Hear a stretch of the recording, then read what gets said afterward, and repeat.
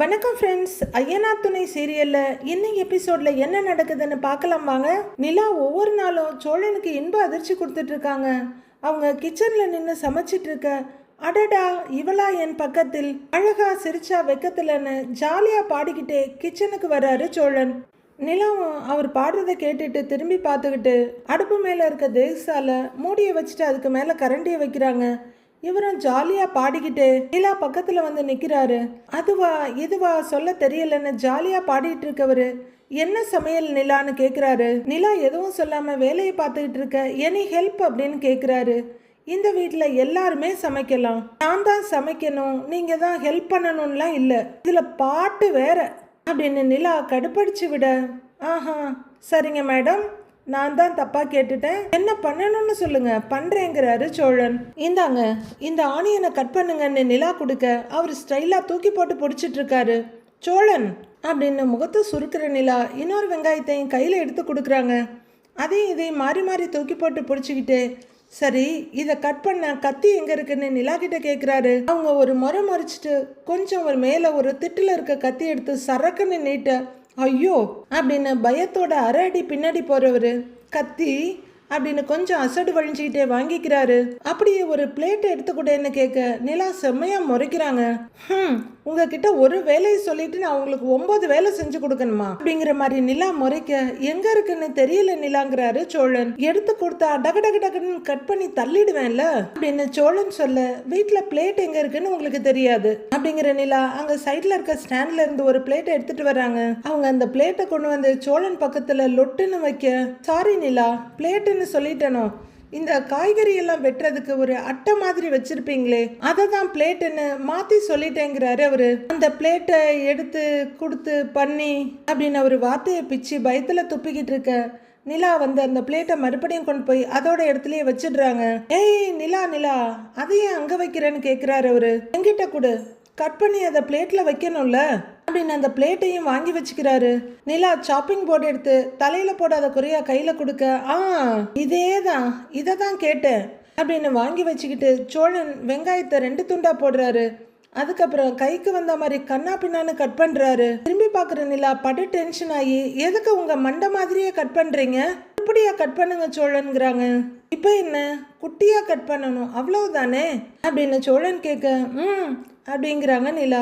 இப்ப பாரு அப்படிங்கிற சோழன் ரொம்ப பொடி பொடியா தயிர் பச்சடி கட் பண்ற மாதிரி பண்றாரு. இந்த குட்டி போதுமா அப்படின்னு துளியோண்டு எடுத்து காமிக்க, போதும் போதுங்கிறாங்க நிலா. அவருக்கு கண்ணில் கண்ணீர் கரக்கட்ட ஆரம்பிச்சிடுது. எப்படிதான் வெங்காயத்தை கட் பண்றாங்களோ தெரியல அப்படின்னு புலம்புறவரு நிலான்னு கூப்பிட அவங்க திரும்புறாங்க வடசட்டியை வச்சுட்டு. இந்தா நீ கேட்ட மாதிரி குட்டி குட்டியா கட் பண்ணி அள்ளிட்ட அப்படின்ற சோழன் பெரிய சாதனை பண்ண மாதிரி இடுப்புல கைய வச்சுட்டு நிக்க, அந்த வெங்காய தோல் என்ன தானா கால் முளைச்சு குப்பைக்கு போகுமா, எடுத்து குப்பையில போடுங்க அப்படின்னு நிலா சொல்ல, கிச்சனுக்குள்ள வந்தது எவ்வளோ பெரிய தப்புன்ற மாதிரி யோசிச்சுக்கிட்டு குப்பையை கையில அள்ளி வச்சுக்கிட்டு இந்த பக்கமா அந்த பக்கமா பாக்குற சோழன், எங்க போடுறது நிலான்னு கேக்குறாரு. என் தலைமையில போடுங்கன்னு நிலா சொல்ல, அவரும் சீரியஸா அவங்க தலைமையில வைக்க வர்றாரு. ஏங்க குப்பையில கொண்டு போய் போடுங்க அப்படின்னு நிலா கத்த, சரி சரி சரி அப்படின்னு பின்பக்கம் போய் குப்பையில போட்டுட்டு வர்றாரு சோழன். சரி நிலா குப்பையை போட்டுட்டு வந்துட்டேன், அடுத்து என்ன பண்ணணும்னு கேட்குறாரு. இந்தாங்க தக்காளியை கட் பண்ணுங்கன்னு 2 தக்காளி எடுத்து சோழன் கையில கொடுக்குறாங்க நிலா. சோழன் உள்ள வந்ததுலேருந்து இன்ன வரலும் கையும் கழுவல, வெங்காயம் தக்காளியும் கழுவுன மாதிரி தெரியல, தக்காளி தானே கட் பண்ணணும் அப்படின்னு அவர் கேட்க, நிலா ஆமான்னு சொல்ல, சரி சரி அப்படின்னு நிலாவை பார்த்துக்கிட்டே கட் பண்ணிட்டு இருக்காரு தக்காளிய. நிலாவை பார்த்துக்கிட்டே மெய் மருந்து தக்காளியை அப்படியே விட்டுட்டு அடுப்பு பக்கத்தில் வந்து நிற்க, நிலா இந்த பக்கம் திரும்பினவங்க அப்படியே திரும்புகிறாங்க. அவங்க முகத்துக்கு ரொம்ப பக்கத்தில் அவர் முகம் நிற்கிது. 2 பேரும் ரொம்ப அழகான ஒரு ரொமான்டிக் சிரிப்பை பரிமாறிக்கிறாங்க. போதும் போதும் போய் கட் பண்ணுங்க அப்படின்னு நிலா சொல்ல, வெங்காயத்துக்கு தோல் உரிச்சாரா இல்லையான்னு தெரில, ஆனால் தக்காளிக்கு தோலை உரிச்சிட்டு இருக்காரு சோழன். நிலாவும் சின்ன ரசனையோட சிரிப்போட அவரை பார்க்குறாங்க. உதவி பண்ணுறாரோ இல்லையோ உபத்திரவம் பண்ணுறதுன்னு முடிவுக்கு வந்துட்ட சோழன் நைஸா நிலா பக்கம் வந்து நிற்கிறாரு. அவங்க வடசட்டியில் மஞ்சத்தூளை போட போக இவர் லைட்டா அவங்க மேல இடிக்க அது கீழே சிந்திடுது. சோழன் அப்படின்னு நிலா கொஞ்சம் கோவமா திரும்ப, இல்ல தக்காளி ஸ்லிப் ஆயிடுச்சு, அதை பிடிக்க போனேன், அதுதான் உன்னை இடிச்சிட்டனா சாரிங்கிறாரு. உங்களுக்கு தெரியாதான்னு சிடுசிடுக்கிறாங்க நிலா. சாரி தெரியாம அப்படின்னு சோழன் சொல்ல, பாருங்க சோழன் உங்களால் சில்லி பவுடர் ஜாஸ்தியாக போட்டுட்டேன் அப்படின்னு நிலா சொல்ல அவரும் வடசட்டியை எட்டி பார்த்துட்டு, சாரி நிலா, நான் தக்காளி வேணும்னா எக்ஸ்ட்ரா கட் பண்ணி தரேன்னு மண்டையை சொரிஞ்சிட்டு தக்காளியை கையில் எடுக்கிறாரு. இதோட போட்டு மேட்ச் பண்ணிக்கிறியான்னு கேட்க, ஒன்றும் தேவையில்லை அப்படின்ற நிலா ஒரு பெரிய கரண்டி எடுத்துட்டு வந்து கொஞ்சம் எடுத்து டேஸ்ட் பார்க்குறாங்க. ஐயோ அப்படிங்கிறவங்க சாப்பாடு காரமாக இருக்க போகுதுன்றாங்க. ஸ்டவ் மேலே கொட்டின மிளகா பொடியா இல்லை மஞ்சள் தூளான்னு தெரியல. அதெல்லாம் தள்ளி விட்டுட்டு துணியில் ஒதுக்கி போட்டு விடுறாங்க. சமையல் செய்யும் போது தான் முகத்தில் கண்டிப்பாக எங்கேயாவது அரிக்கும்.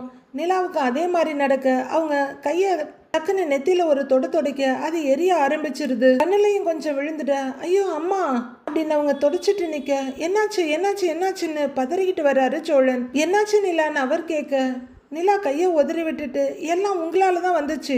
சில்லி பவுடரை தொடச்சிட்டு அந்த கையாலேயே கண்ணை தொடச்சிட்டேன் அப்படின்னு மறுபடியும் கண்ணை தேய்ச்சிட்டு இருக்காங்க. சாரி, என்ன பண்றது, சரி சரி நீ முதல்ல கண்ணை காமி, நான் ஊதி விடுறேன் அப்படின்னு நிலாவோட முகத்தை கைகளால எடுத்து ஊதிக்கிட்டு இருக்காரு சோழன். அதுக்குள்ள அவங்களுக்கு கண்ணெல்லாம் செவந்து போயிடுது. பாவம் எரிச்சல்ல துடியா துடிக்கிறாங்க.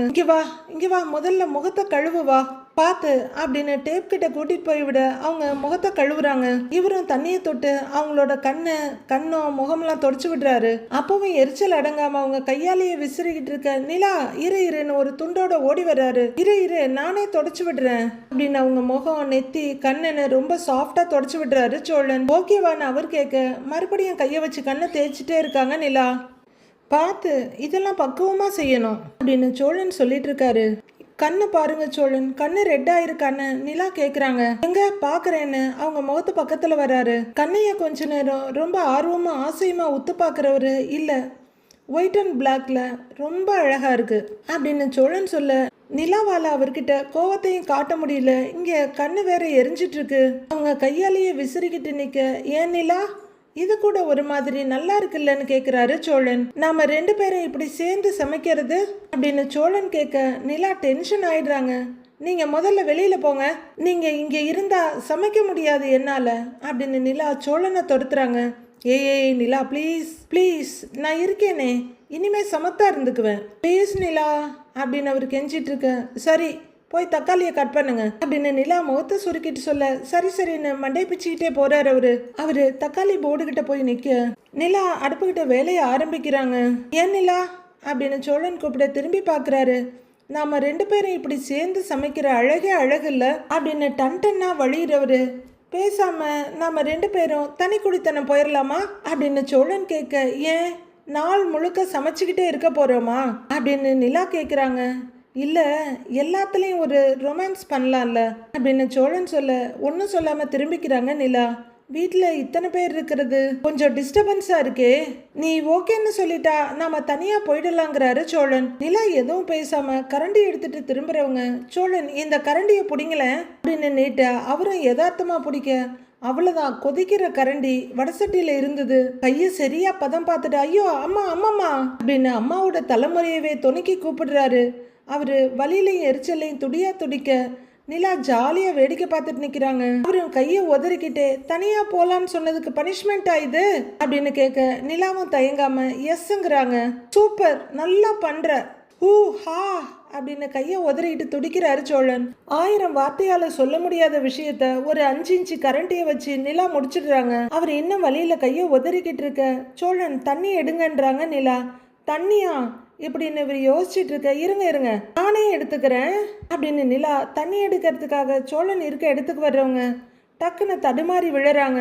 உடனே சோழன் கொஞ்சம் கூட தாமதிக்காம அவங்கள அப்படியே பிடிச்சிட நிலா பயத்துல கண்களை விரிச்சு சோழனை பாக்குறாங்க. இப்போ அவங்க கண்ணுல இருந்து பாட்டு வருது, என் காதல் உலா நான் மாலை நேர நிலா 2 இதயம் சேர்ந்த பிறகுன்ற பாடல் வரிகள் அவங்க கண்ணுல இருந்து அப்படியே பரவிட்டு இருக்கு. அவங்களும் ரொம்ப வெட்கமும் சந்தோஷமா சிரிச்சிட்டு இருக்க சோழனும் அதையே ரிஃப்ளெக்ட் பண்றாரு. பிரிவே இல்லை இனிமேல நீ என் மூச்சுன்னு அவங்கள சுத்தி பாடல் வரிகள் ஓடிக்கிட்டு இருக்க 2 பேரும் அதே பொசிஷன்லயே ஒருத்தர் பார்த்துக்கிட்டே நின்றுட்டு இருக்காங்க. நிலாவுக்கு சரௌண்டிங் அவேர்னஸ் எல்லாருமே வந்தாலுமே சட்டுன்னு அவங்களுக்கு எழுந்திருக்க தோணல. அப்படியே பார்த்துக்கிட்டு மெதுவா எழுந்திருக்க, பார்த்து நிலா அப்படின்னு சோழன் நிலாவை நேரா நிமித்தி விட்டுட்டு அவங்க தண்ணி எடுக்க போறத பார்த்துக்கிட்டே நிக்கிறாரு. பயங்கரமா சைட் அடிச்சிட்டு இருக்காரு. நிலாவும் ஒரு சின்ன புன்னகையோட தண்ணியை முண்டிட்டு அடுப்புகிட்ட வர்றாங்க. வடசட்டியில தண்ணியை ஊத்துறவங்க அப்படியே ஒரு சின்ன வெட்க புன்னகையோட சோழனை பார்க்க அவரும் சிரிச்சுட்டு தான் நிற்கிறாரு. அவரே அவரை கட்டி பிடிச்சிட்டு, ஐயோ சோழா சத்துறடா நீ அப்படின்னு சந்தோஷமா சிரிச்சிட்டு இருக்க. நிலாவும் அதை பார்த்து ரசனையோட சிரிச்சிட்டு அடுப்புகிட்ட திரும்பிக்கிறாங்க. 2 பேரும் ஒருத்தர் மாறி மாறி பார்த்து சிரிச்சுக்கிட்டே வேலையை பார்த்துக்கிட்டு இருக்க. சோழனுக்கு அப்படியே சொர்க்கத்துல மிதக்கிற மாதிரி இருக்கு. கிச்சன்ல இவ்வளோ ரொமான்ஸ் இருக்குமா அப்படின்னு நிலா ரொம்ப சந்தோஷமா அவரை பார்த்து சிரிச்சிட்டு இருக்க. சோழா, நீ எங்க இருந்தாலும் உனக்கு அது சொர்க்கம் தான்டா, பக்கத்துல நிலா இருந்தா போதுன்னு சோழன் சந்தோஷமா பார்த்துட்டு இருக்காரு. வானதி மெடிக்கல்ல நிக்க ஒருத்தர் வந்து, ஏமா தலைவலிக்குது, தைலம் கொஞ்சம் கொடுங்கன்னு கேட்குறாரு. சரிங்க அப்படின்னு வானதி எடுத்துட்டு ஒரு கவரில் போட்டு கொடுத்து 50 ரூபான்னு சொல்கிறாங்க. அந்த பையன் ஒரு பக்கத்தில் வேலை பார்த்துட்டு இருக்காரு. அவரு அதை வாங்கிட்டு சரி வரேம்மான்னு கிளம்புறாரு. அவர் போனதும் ஒரு லேடி உள்ளர வர்றவங்க ஒரு ஷீட்டை நீட்டி, தம்பி இந்த மருந்தெல்லாம் கொடுப்பா அப்படின்னு கடையில் வேலை செய்கிற பையன்கிட்ட நீட்ட வானதி, அப்பா சாமி தப்பிச்சேன், நல்ல வேலை அந்த பிரிஸ்கிரிப்ஷன் எங்கிட்ட வரல அப்படின்னு நிம்மதி பெருமூச்சு விட்டுட்டு நிற்கிறாங்க. அந்த பையன் செல்வம் மெடிசன்ஸ் எல்லாம் எடுத்துக்கிட்டு இருக்க ஒரு பெரியவர் வராரு. அம்மாடி, காலையிலேருந்து 4-5 தடவை லூஸ் மோஷன் ஆயிடுச்சு, உடம்பு சோர்வா இருக்கு, நீர் கோத்த மாதிரி தலையெல்லாம் வின்னு வலிக்குது, 2 மாத்திரை இருந்தா குடும்பம்னு அவர் கேட்குறாரு. டாக்டர் உள்ளதான் இருக்காரு, போய் பாருங்கன்னு வானதி சொல்ல, டாக்டர் கிட்ட போனா காசு கேட்பாருங்கிறாரு பெரியவர். என்ன சும்மா பாப்பாரா, அவரு கம்மியா தான் வாங்குவாரு, போய் அவரை பார்த்துட்டு வாங்கன்னு வானதி சொல்றாங்க. பிரச்சனை எனக்கு இல்லம்மா, என் பொண்டாட்டிக்கு தான் முடியல, அவளுக்கு வாங்கதாமா வந்தேங்கிறாரு அவரு. இப்படிலாம் மெடிக்கல்ல கேட்டு மாத்திரை வாங்கி சாப்பிடக்கூடாது. நீங்க பாட்டியை கூட்டிக்கிட்டு வந்து டாக்டர் கிட்ட முதல்ல காட்டுங்க, அவரு செக் பண்ணிட்டு மருந்து எழுதி கொடுப்பாரு, அப்புறம் இங்க வந்து வாங்கிக்கோங்கன்றாங்க வானதி. பெரியவர் அப்படியே தயங்கிட்டு நிக்க, இதுக்கெல்லாம் செலவு பண்ண யோசிக்காதீங்கன்றாங்க வானதி. இல்லம்மா அப்படின்னு அவர் தயங்கிட்டே நிக்க, பாட்டி சீக்கிரம் நல்லா ஆகணும்ல அப்படின்னு வானதி கேட்க, ஆமாம்மா காலையிலிருந்து எரிஞ்சு விழறாமா, அதான் மருந்து வாங்க வந்தேன். சரிம்மா நான் அவளையே கூட்டிக்கிட்டு வரேன் அப்படின்னு பெரியவர் அங்கேருந்து திரும்பி போக கடைப்பைய மெடிசன் எடுத்து கொடுத்து முடிச்சிருக்காரு அந்த லேடிக்கு.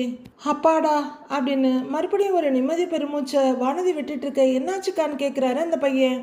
அந்த தாத்தாவோட ஒய்ஃபுக்கு லூஸ் மோஷன் போகுதான், ரொம்ப சோர்வா இருக்காங்களாம், நீர் கோத்துக்கிட்டு தலை வேற வலிக்குதான், இவ்வளவையும் சொல்லி மாத்திரை கேட்குறாங்கடா அப்படின்னு வானதி சொல்ல அந்த பையன் பார்த்துக்கிட்டே நிற்கிறாரு. நான் என்ன டாக்டரா, செக் பண்ணி பார்த்துட்டு மாத்திரை கொடுக்கறதுக்கு? தலைவலி காய்ச்சல்னா மருந்து கொடுக்கலாம், இவ்வளவு பிரச்சனை இருந்தா டாக்டரை தானே பார்க்கணும், அதுதான் அவங்க ஒய்ஃபை கூட்டிட்டு வர சொல்லி அனுப்புனேன்றாங்க வானதி. செல்வம் சிரிப்போடு அப்படியே வெளியே பார்க்குறாரு. நிறைய பேர் இப்படிதான்க்கா விதவிதமான சிம்டம்ஸ் எல்லாம் வந்து சொல்லுவாங்க. அன்னைக்கு ஒருத்தர் முடி நிறைய வளருது, என்ன சாப்பிட்டாலும் சத்தெல்லாம் முடிக்கே போயிடுது, அதனால முடியெல்லாம் வளராம இருக்க ஏதாவது மருந்து இருக்கான்னு கேட்குறாரு. இதுக்கெல்லாம் என்னக்கா சொல்றது அப்படின்னு அந்த பையன் கேட்க இவருங்களும் சிரிச்சுட்டே பார்க்குறாங்க. ஐயோ அப்படின்னு வானதி திரும்ப டாக்டர் அங்கே வர்றாரு. செல்வம் கூப்பிட சார்னு படார்னு திரும்புறாரு. நான் என்ன மருந்து எழுதி கொடுத்தாலும் அந்த மருந்து இல்லை, அதே மாதிரி வேற கம்பெனி மருந்து இருக்குன்னு சொல்லி கொடுக்குறீங்களாமே, காலையிலிருந்து 3 பேஷண்ட்ஸ் கம்ப்ளைண்ட் கொடுத்துருக்காங்க அப்படின்னு டாக்டர் கொஞ்சம் கோவமா கேட்க, இல்லைங்க சார் 2 மருந்து தான் இல்லை, அதுக்கு பதிலாக வேற மாற்றி கொடுத்துட்டேன்றாரு செல்வம். நான் என்ன மருந்து எழுதி தருவேன்னு உங்களுக்கு நல்லாவே தெரியும், அதை ஸ்டாக் வச்சுக்கிறது இல்லையா அப்படின்னு அவர் கொஞ்சம் கோவமா கேட்க வானதியை திருத்துன்னு முழிக்கிறாங்க. கம்மியான விலையில மருந்து எழுதி கொடுத்தா நீங்க அதை விட ஜாஸ்தியான விலையில இருக்கிறத கொடுக்குறீங்களாமே, அதை எப்படி மக்கள் வாங்கிக்குவாங்க? இனிமே இது ரிப்பீட் ஆகாம பாத்துக்கங்கன்னு சொல்றாரு டாக்டர். ஓகேங்க டாக்டர் அப்படின்னு அந்த பையன் சொல்ல, இனிமே இப்படி நடக்காம பாத்துக்கிறோம் டாக்டர் அப்படின்னு வானதி சொல்ல, அப்பதான் வானதியை பார்த்தவரா, ஓ சாரி நீங்க இங்கே தான் இருக்கீங்களா, நான் கவனிக்கவே இல்லைங்கிறாரு டாக்டர். வானதி ஒரு மாதிரி சங்கடமா பார்த்துட்டு நிக்க, நீங்களே சொல்லுங்க வானதி, சுத்தி 2-3 கிளினிக் இருக்கு, அதெல்லாம் விட்டுட்டு மக்கள் நம்மளை தேடி வர்றாங்க, அப்ப கம்மியான விலை மருந்து தானே நாம கொடுக்கணும்னு டாக்டர் கேட்குறாரு. கண்டிப்பாங்க சார், நீங்க சொல்லும் போதுதான் இப்படி ஒரு விஷயம் இருக்குன்னு எனக்கே தெரியுது, நான் இனிமே கரெக்ட் பண்ணிக்கிறேன் அப்படின்னு வானதி சொல்ல, வெரி குட். ஆமா நீங்க எப்ப படிச்சு முடிச்சீங்கன்னு கேக்குறாரு டாக்டர். நான் இந்த வருஷம் தாங்க சார் காலேஜ் முடிச்சேன் அப்படிங்கிற வானதி. நீங்க என்ன கேட்க, நான் படிச்சு முடிச்சு 3 இயர்ஸ் ஆகுது, முதல்ல MBBS பண்ணேன், அப்புறம் MS முடிச்சேன் அப்படின்னு டாக்டர் சொல்ல, ஓ சென்னையில தான் படிச்சீங்களாங்க சார் அப்படின்னு வானதி கேட்க அவர் பதில் சொல்லாம சிரிக்கிறாரு. சாரி, நான் நிறைய கேள்வி கேட்குறேன் போல. இந்த பக்கம் உங்களை எப்பயாச்சும் தான் பார்க்குறேன்னா அதுதான்றாங்க வானதி. இட்ஸ் ஓகே, உங்களுக்கும் என்னை பற்றி தெரியணும்ல. நான் சென்னையில் தான் படித்தேன், திருவள்ளூர் மெடிக்கல் காலேஜில் படித்தேன்றாரு டாக்டர். நான் படித்து முடித்தது எல்லாமே சென்னையில் தான் அப்படின்னு அவர் சொல்ல, ஓகேங்க டாக்டருங்கிறாங்க வானதி. படித்து முடிச்ச உடனே ப்ராக்டிஸை ஸ்டார்ட் பண்ணிட்டேன், கிளினிக் வச்சுட்டேன்றாரு அவரு. இந்த ஏரியாவை எப்படி சூஸ் பண்ணீங்க டாக்டர்னு வானதி கேட்க, டாக்டர் சிரிச்சுட்டு விட மாட்டீங்க போல இருக்கே அப்படின்னு சிரிக்க, இல்லைங்க டாக்டர் சாரி, தெரிஞ்சுக்கலான்னு தான் கேட்டேன்றாங்க வானதி. தட்ஸ் ஓகே ஃபைன், நான் படிக்கும்போது இதே ஏரியாவில் தான் தங்கி படித்தேன். இந்த ஏரியா எனக்கு ரொம்ப நல்லா பழக்கம். எதுக்கு தெரியாத இடத்துல கிளினிக் வைக்கணும்னு தான் இங்கேயே ஸ்டார்ட் பண்ணிட்டேன்றாரு டாக்டர். இதுக்கு முன்னாடி இருந்த கடை ஓனர் கூட எங்க ஊர் தான், எனக்கு நல்ல பழக்கம்.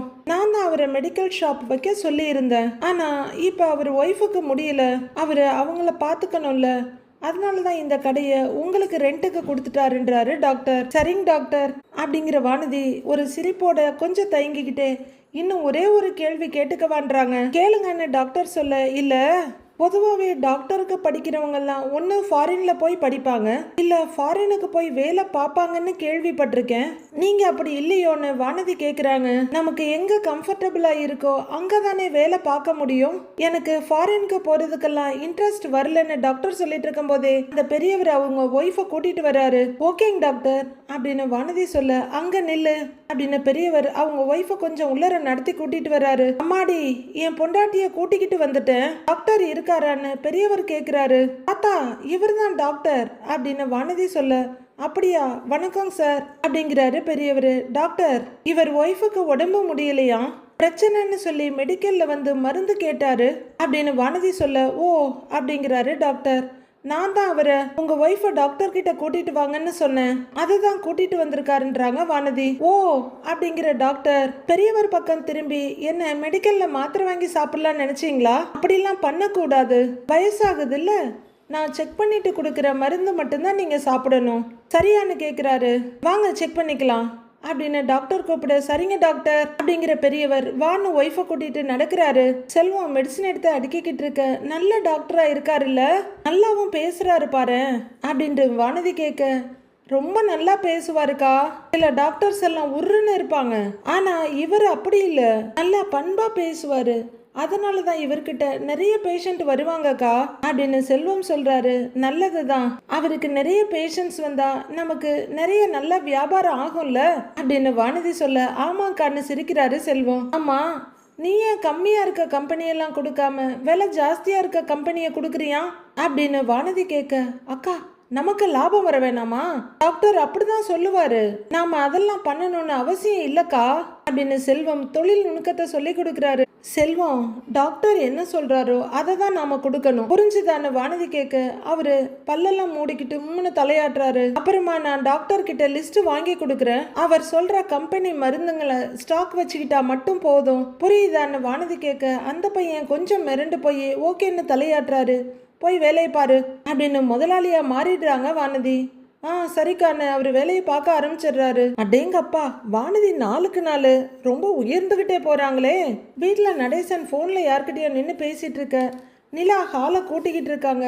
நீ ஒன்றும் கவலைப்படாதடா, எல்லாமே சீக்கிரமே சரியாயிடும், சும்மா போட்டு குழப்பிட்டு கிடக்காம ஃப்ரீயா விடு, நாம இதை பத்தி ஈவினிங் டீ கடையில் பேசுவோம் என்ன, வையே அப்படின்னு அவர் சொல்லிட்டு இருக்க, நிலா எல்லா இடத்தையும் கூட்டிட்டு குப்பையை கொண்டு போய் வெளியே கூட்டிட்டு உள்ளே வர்றாங்க. என்ன அங்கிள் இவ்வளவு சீரியஸா பேசிட்டு இருக்கீங்க அப்படின்னு நிலா வந்து நின்று கேட்க, அது வேற ஒன்றும் இல்லைம்மா, என் ஃப்ரெண்டு தான் பேசிக்கிட்டு இருந்தான், அவன் பொண்ணுக்கு ரொம்ப நாளா மாப்பிள்ளை தேடிக்கிட்டு இருக்கிறான், அது ஒண்ணுமே செட் ஆக மாட்டேங்குது, இப்ப ஆணி வேற பிறக்க போகுதா, அதான் அந்த மாப்பிள்ளை பாக்குற வேலைய 1 மாசம் தள்ளி போடுறான்னு சொல்றான் அப்படின்னு நடேசன் சொல்றாரு. ஏன் அங்கிள், ஆடி மாசம்னா கல்யாணம் பண்ண மாட்டாங்களா அப்படின்னு நிலா கேட்க, ஆமாமா, அப்பெல்லாம் ஆடி மாசத்துல கல்யாணம் பண்ணினா சித்திரை மாசத்துல குழந்தை பிறக்கும், நல்ல உச்சி வெயில், பயங்கரமா வெயில் அடிக்கும், அது குழந்தைக்கு ஆகாது, அப்பெல்லாம் இப்ப மாதிரி ஏசியும் கிடையாது, தடுப்பூசியும் கிடையாது, அது தாய்க்கும் குழந்தைக்கும் கஷ்டமாயிடும்ல,